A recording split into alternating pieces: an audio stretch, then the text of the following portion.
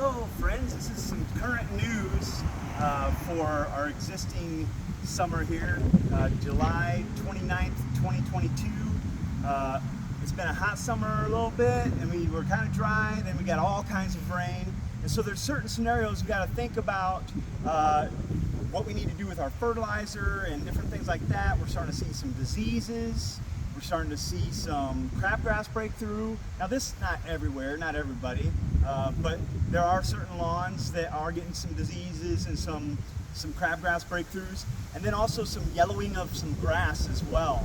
And so what we're trying to figure out is, well, why is our grass looking so bad? I just put down the 4th of July application 3 weeks ago. It should be looking really good. Well, we got lots of rain. Matter of fact, I think the last weekend or near that last weekend, we ended up in our area with 4 inches of rain. So we had an inch rain event and then a 2-inch rain event. I mean, just big, heavy, very saturating rains. And what that does is it dilutes your fertilizers, your crabgrass preventers, and even your herbicides.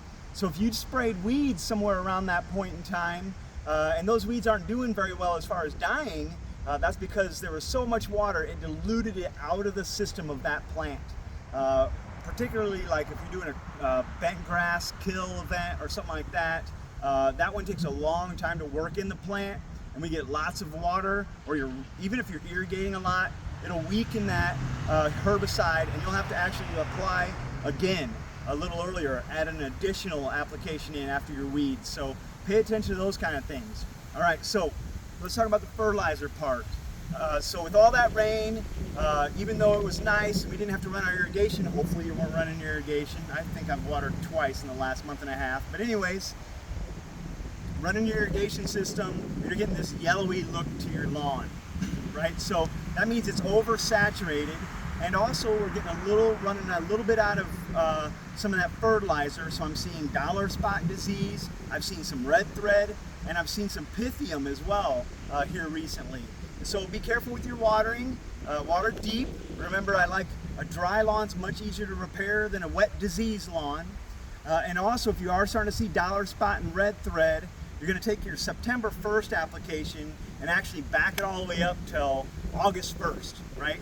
So that way we can start to prepare that grass, and that's why I set it up so that one can last for 12 weeks, so we can maneuver it because of the weather. A lot of times, weather is the thing that actually dictates where and when we do things and what we need to do. So pay attention to big rain events, windy days for as far as keeping up with watering and things like that. So, you know, check out your lawn. If you're starting to see some dollar spot, get that fert down right away, so that way you can stop it in its tracks and not have to live with dollar spot scars for so long. And your weed killers, get out there and make sure you're doing that.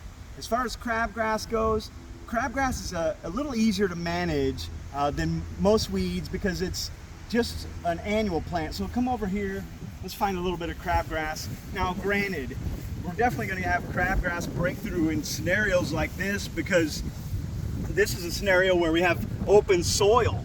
And so any open soil, for sure, that protection is gone because it didn't last long at all. There's not even plants to hold on to it to keep it in that zone.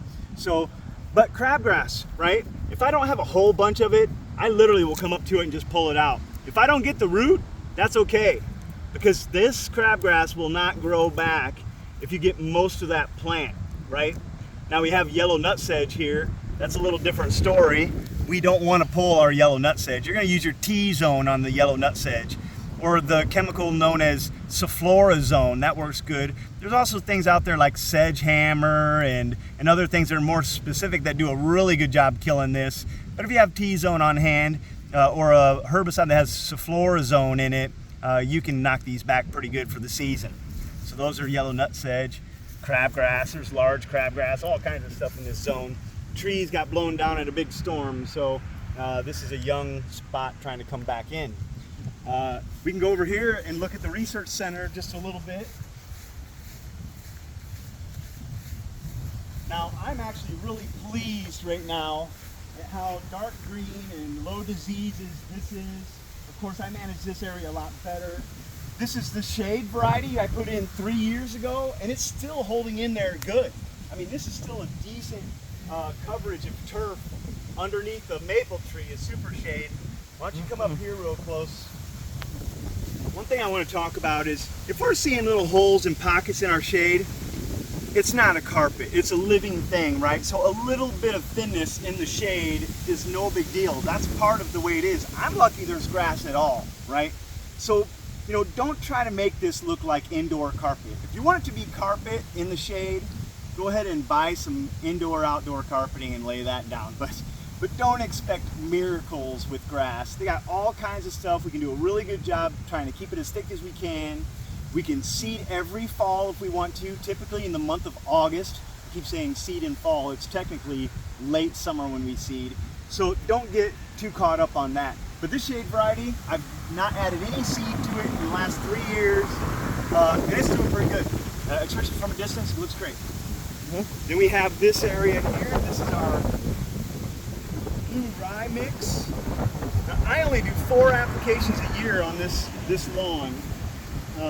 We water it really deep and as infrequent as possible. It's super sandy, lots of wind blowing through here, lots of sun. We haven't watered it for a long time right now, but this is what a normal lawn would look like with the blue rye mix, which is not bad. I mean, it's hanging in there pretty good, despite the fact that perennial ryegrass can get diseases a lot, right? So it's doing good. I wish we could do more work on our research center. It's too busy. You guys keep us too busy. No, that's okay. We love it. We enjoy it. This is my pride and joy now.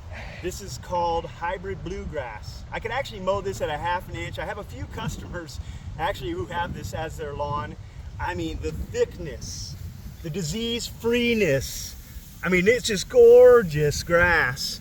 I don't know if it goes to seed. I haven't seen it go to seed yet. So it might even be where it doesn't seed in the fall, which is amazing. That'll be great. I need to do a little bit more research and keep watching this to see if it goes to seed, but yet it hasn't gone to seed. I just love this grass. So hard to make it ugly. You got to work to destroy this one. So that's awesome.